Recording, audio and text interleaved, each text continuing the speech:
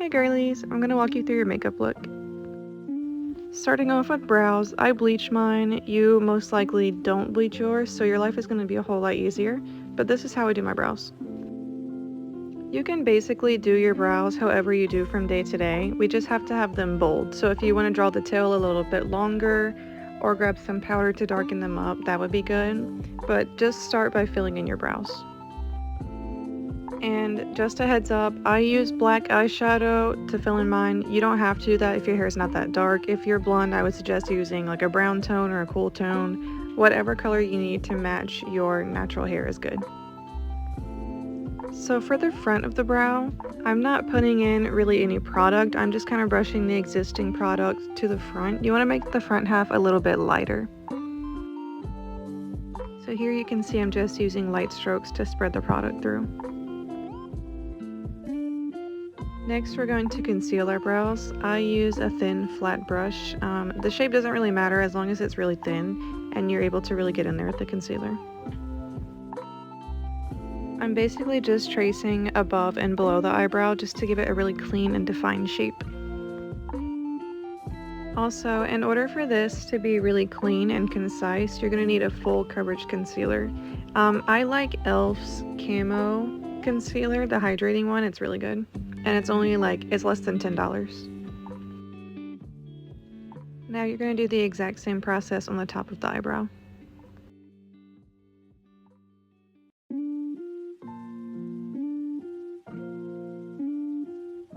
And then once you're done carving out your brows, go ahead and spread the product around the face a little bit just to make blending easier later on.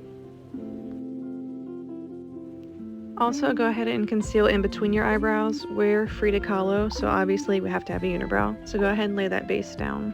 And I'm going to go ahead and do the other brow. Ta-da! And once again, blend as much as possible. If you do use this concealer, you want to make sure you blend it while it's still damp, because once it dries, it's not moving. At this point, go ahead and apply your foundation like normal. I'm sorry I ran out of foundation, so I'm using concealer in this video.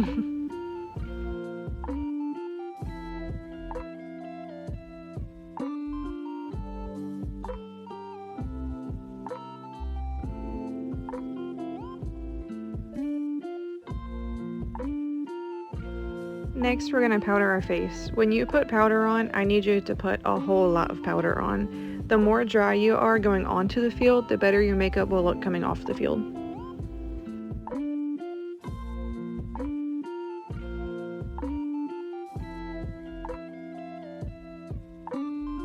Next, we're going to move into contouring.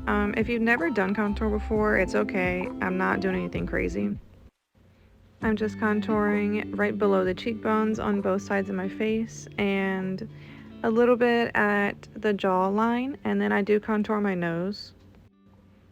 Obviously, everyone's nose shape is different, so you don't have to contour exactly how I did. Just make sure you're contouring or bronzing just to add a little bit more color back into our faces. My nose contour is very simple. I just go right at the bottom of the nose. I go across the top of my nose and on the sides. Like I said earlier, our goal is to not have like a super snatched nose contour or anything, just adding a little bit more color. So this next step is going to make your life really easy if you've never done contouring before. I just take my powder and go right below my cheekbone, and I just clean up the contour a little bit. So if your contour went too far down your face, this is the easy way of cleaning it up. Next is a super easy step. We're just adding blush to the cheeks, and I do add a tiny bit to the nose.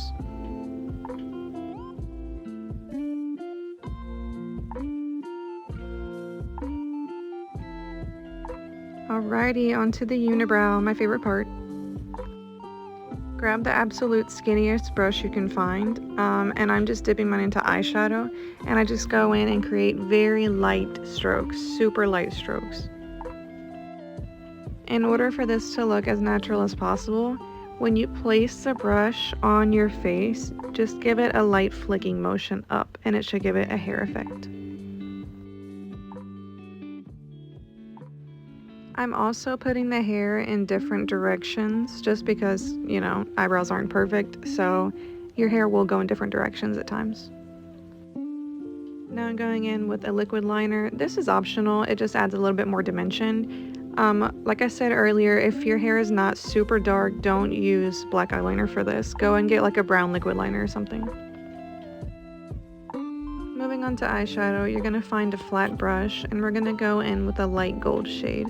This is going to go right underneath the brow bone.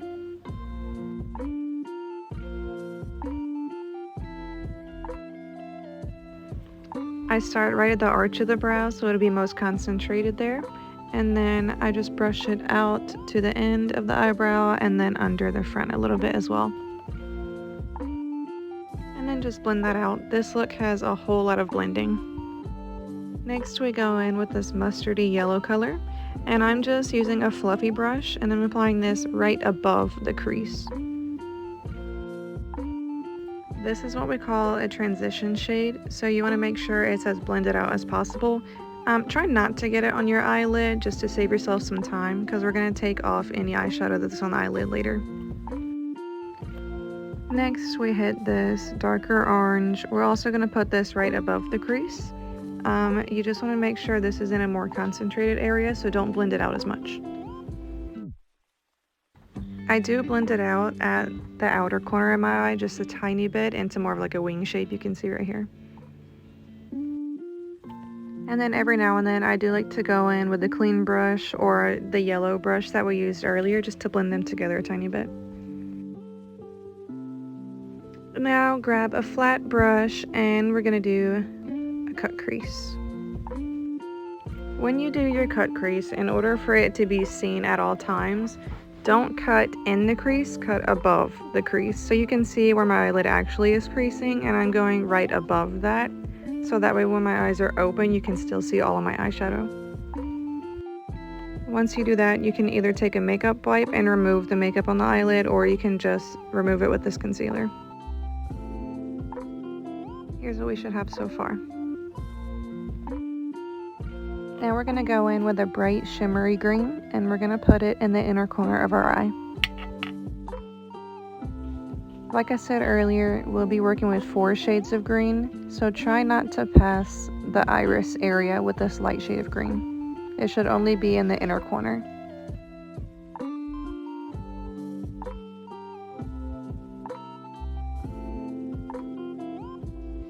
Next we're going to go in with a new flat brush and we're going to go into a slightly darker green. We're going to put this green right in the center of our eye. At this point, it's okay if you feel like you're going too far into the shimmery green. We can always go in later and touch that up.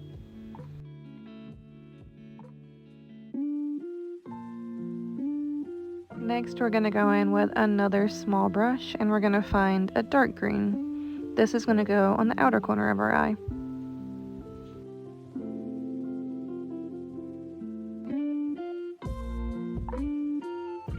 You want to make sure this dark green stays on the eyelid even though we're getting close to the orange at this point. Do not blend it into the orange. I kind of do like a sideways V motion when applying the darkest shade.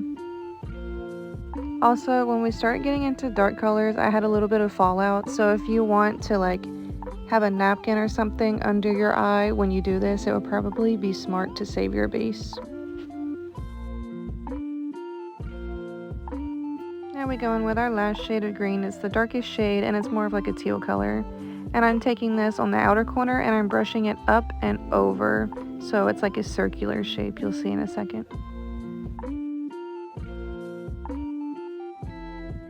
Right here you see I'm kind of taking it up and over towards the center of the eye. And like I said earlier, we're going to go in and just touch up that shimmery shade just to make sure it's still vibrant. Here's where we're at so far. Almost done with the eyeshadow part. We're going to go in with another small brush and that same dark orange and a tiny bit of red. We're going to apply this right above the crease. Don't blend it out. This is going to give us a little bit more depth. And now you're done with the hard part. Eyeshadow is over. So here's what it should look like so far.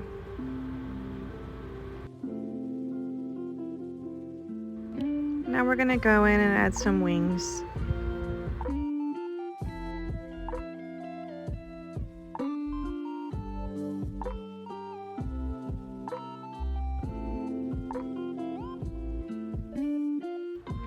For the next part, you're gonna need some loose glitter, some lash glue, and a very skinny tiny brush.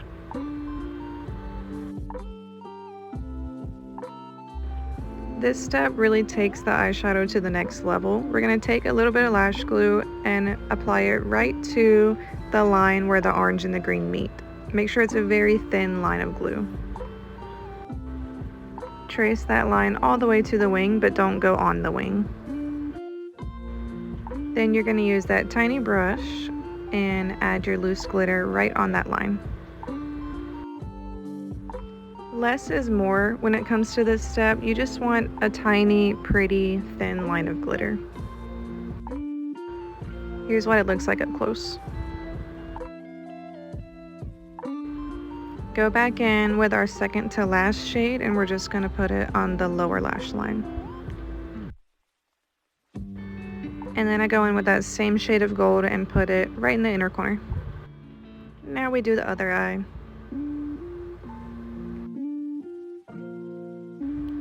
On to another fun part. We're going to go in with that same gold shade and use it as a highlight.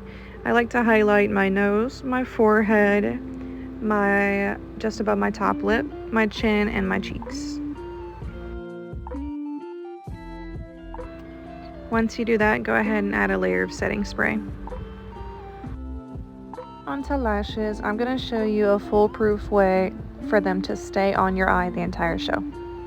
We're going to start by trimming them and making sure they fit our eye shape. Don't put it all the way in your inner corner. You want to leave a little bit of space. If you put it too far in, it's just going to irritate your eye. Go ahead and trim them to the width of your eye. So step 1 is to apply your lash glue just as if you're applying liquid liner. Next, you're going to apply it to the band of the lash. Once you do that, don't touch it for a good 20 seconds. Let it dry. You don't want it to be all the way dry, but you do want both your lid and the lash to be tacky. If you've let it dry for a long enough time, as soon as the glues make contact with each other, it should stick immediately. Once you do that, I just spend some time pushing it in towards my eye. You want to make sure that the entire lash band is making contact with the skin. If there's any gap or a spot that's not sticking to your skin, it's probably going to peel off later. More setting spray. The more layers of setting spray you put on, the more your makeup is going to hold on the field. When you put on mascara, wait until the glue dries all the way down. If you put it on too early, your lash is probably going to lift. So now I'm just putting mascara on both my lashes and my bottom lashes. Frida was also known for having facial hair. She did paint it in her portraits. This step is optional, but I'm just adding a slight mustache, nothing crazy. And here's your final look.